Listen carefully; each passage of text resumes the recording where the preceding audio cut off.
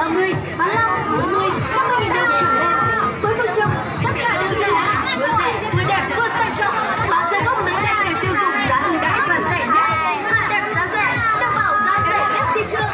Quần áo đa dạng màu sắc, kiểu dáng, đủ size, đủ số, từ trẻ tới người già, có đủ có sóc, già có, trẻ có, trai có, gái có. Mua sắm cả gà không là người giá, nhưng có đã giảm giá và quần áo giảm giá tất cả sẽ giảm giá từ chất từ xa từ trả và bán mỗi một học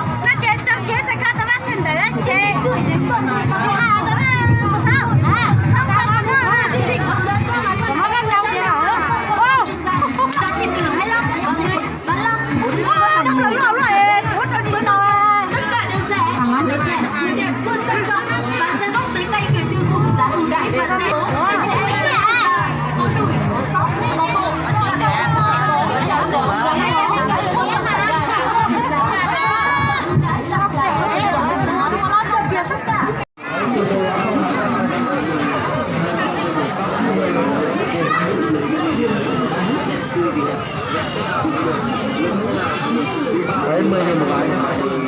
Hoàn toàn là ở nhạc thêm được các cái chưa?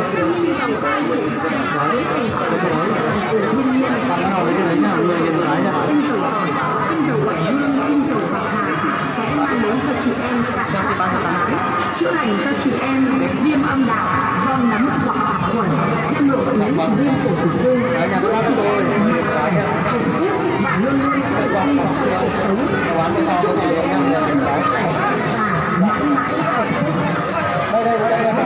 tôi xin trân trọng giới thiệu với quý vị một sản phẩm là khắc tinh của Hương Nghệ, những ai về mất 10 năm, những ai từng có người phải chịu ở vùng đất.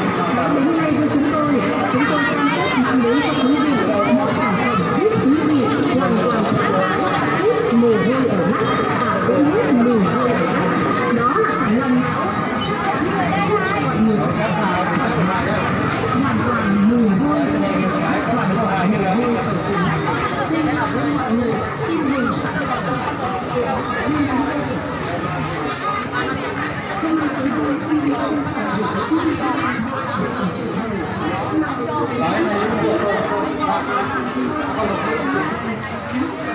áo vậy. Hãy subscribe cho kênh Ghiền Mì Gõ để không bỏ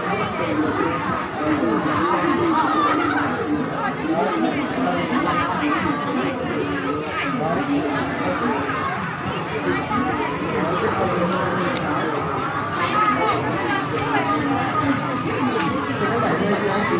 hấp dẫn.